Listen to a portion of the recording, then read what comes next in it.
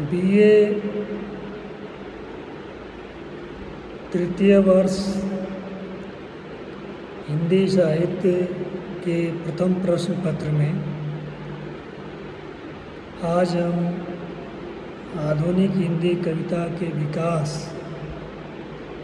के प्रारंभिक चरण में भारतेंदु युग के साहित्य के बारे में बात करेंगे, जिसका समय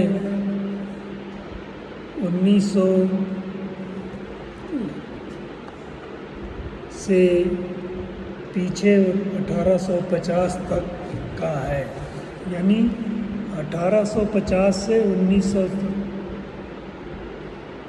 तक का जो समय है उसे हम हिंदी साहित्य में भारतेंदु युग के नाम से जानते हैं। भारतेंदु हिंदी साहित्य में आधुनिकता के प्रवर्तक थे, ऐसा सभी विद्वानों ने माना है। इसी नई चेतना और आधुनिकता से युक्त होने के कारण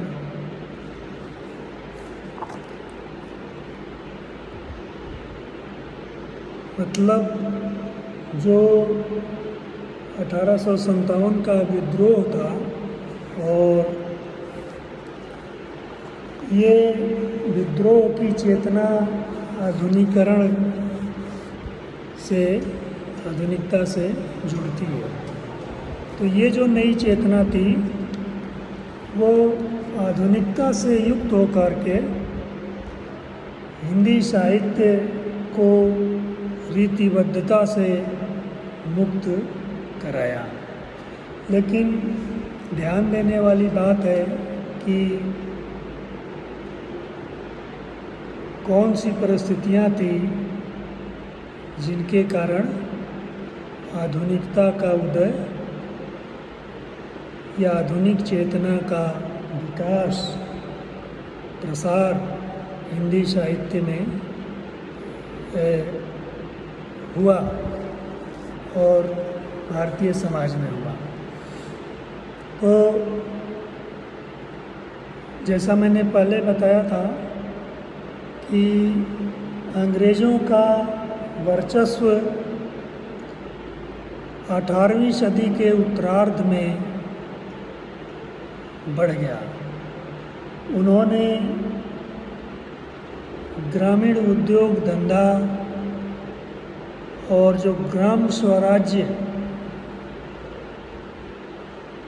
और ग्राम स्वावलंबन पर आधारित जो भारतीय समाज था उसको उन्होंने नष्ट कर दिया। ज़मीन को अपने कब्जे में लेकर के किसानों पर लगान का बोझ डाल दिया। माल ढोने और सेना को जरूरी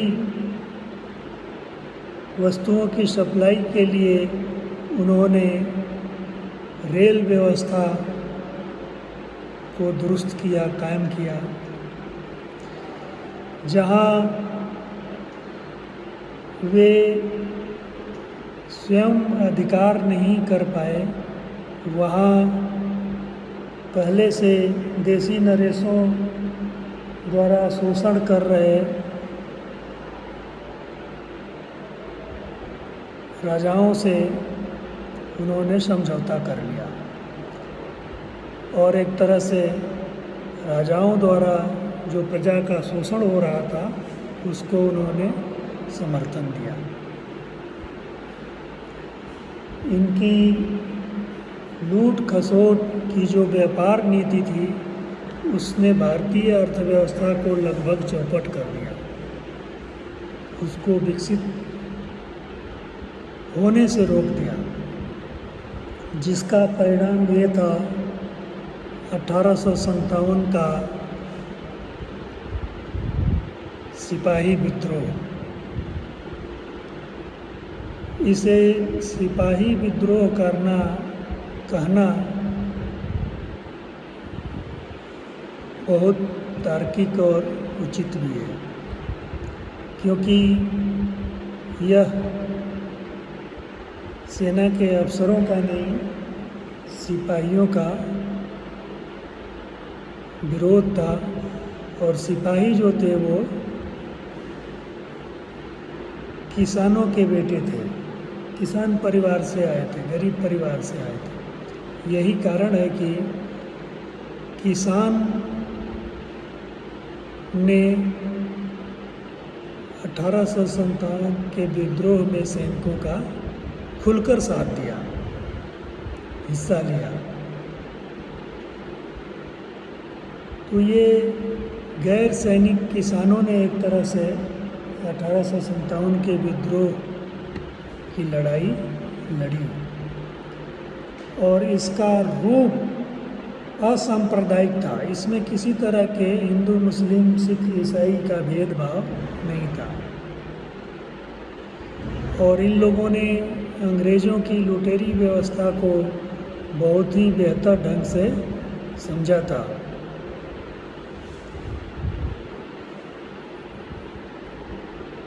और जो बहादुर शाह के नाम से इश्तहार विद्रोहियों द्वारा जारी किए गए थे, उसमें ज़मींदारों, व्यापारियों, सरकारी नौकरों, कारीगरों आदि की स्थिति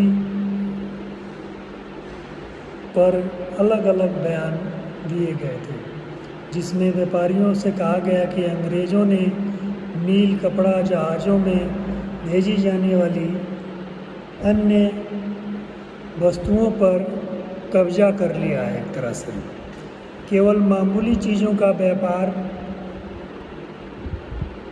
यहाँ के लोगों के हाथों में छोड़ रखा है।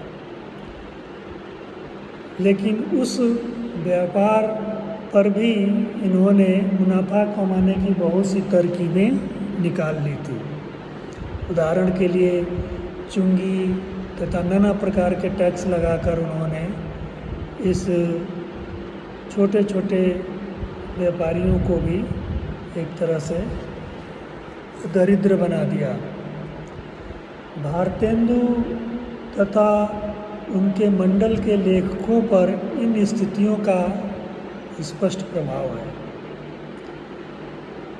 और भारतेंदु को नायिका भेद, नक्सिक वर्णन, अलंकार आदि कम आकृष्ट करते हैं। वे देश की दशा पर द्रवित होते हैं। उसके लिए साहित्य में नई विषय वस्तु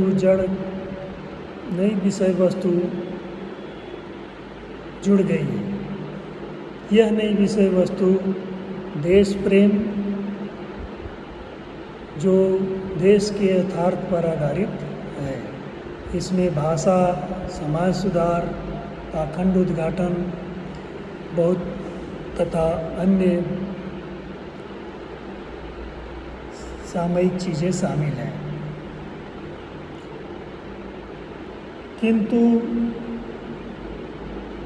इन्होंने भी इसकी मुख्य विषय वस्तु आर्थिक स्थिति को पकड़ा। आर्थिक विषमता का वर्णन जिस स्वर में वे करते हैं, वह स्वर सिपाही विद्रोह से बहुत कुछ मिलता जुलता है। भारतेंदु एक जगह लिखते हैं, अंग्रेज राज सुख साज सब भारी, पर सब धन विदेश चली जात, यही अति ख्वारी। तो एक ही पंक्ति में आप देखें, अंग्रेज राज सब सुख साज अति भारी। एक ही पंक्ति में अंग्रेज़ों की प्रशंसा की गई है और उसके निचली वाली पंक्ति में निंदा भी की गई है, बुराई भी की गई है, व्यंग भी किया गया है कि पर सब धन विदेश चली जाए, यही अति ख्वारी। यानी कि सारा धन विदेश चला जा रहा है, ये खटकने वाली बात है, दुख कर देने वाली बात है। रामविलास शर्मा जी ने भारतेंदु हरिश्चंद्र पर लिखते हुए उन्होंने लिखा है कि भारतेंदु युग का साहित्य व्यापक स्तर पर गदर से प्रभावित है। गदर यानी 1857 का विद्रोह। इसका प्रमाण यह है कि इस साहित्य में किसानों को लक्ष्य करके उन्हें संगठित और आंदोलित करने की दृष्टि से जितना गद्य पद्य लिखा गया है उतना दूसरी भारतीय भाषाओं में नहीं लिखा गया है। भारतेंदु ने आर्थिक विषमता, स्वाधीनता, नारी शिक्षा, स्वावलंबन, धार्मिक पाखंड, हिंदी भाषा सब पर अपने विचार प्रकट किए। उनका व्यक्तित्व अपने आप में आंदोलनकारी था। वे सच्चे अर्थ में करुणावान थे। वे व्यक्ति नहीं बल्कि एक संस्था थे, इसलिए वे नई चेतना के प्रतिनिधि या प्रतीक साहित्यकार बन सके। तो भारतेंदु की जो ये चेतना थी उसकी एक खासियत थी कि उन्होंने अंग्रेज़ों के विरुद्ध खरी खोटी बातें उन्होंने लिखी और उन्होंने अंग्रेज़ों से शासन से डरने जैसा उनके स्वभाव में कुछ नहीं था। और एक तरह से उन्होंने एक भारतेंदु मंडली बना करके जिसमें कई साहित्यकार थे जो उनके मित्र थे, उनसे मिल करके उन्होंने एक भारतेंदु मंडल बनाया जो अपने समय के समाज, राजनीति, आर्थिक चिंतन सब पर विचार करते हुए अपनी पत्रिकाओं में लिखते रहे। भारतेंदु हरिश्चंद्र के अलावा बद्री नारायण चौधरी प्रेमघन, प्रताप नारायण मिश्र, ठाकुर जगमोहन सिंह, अंबिका दत्त व्यास, राधा कृष्णदास आदि उनके मंडल में शामिल थे और उनके सहयोगी थे। धन्यवाद। कल हम आगे हम भारतेंदु युग के महत्व पर थोड़ा सा और विचार करेंगे, जिसमें हिंदी साहित्य के नामी गिरामी आलोचकों ने, साहित्यकारों ने भारतेंदु युग के बारे में अपने विचार प्रकट किए हैं, अपने आलोचनात्मक विचार प्रकट किए हैं। धन्यवाद।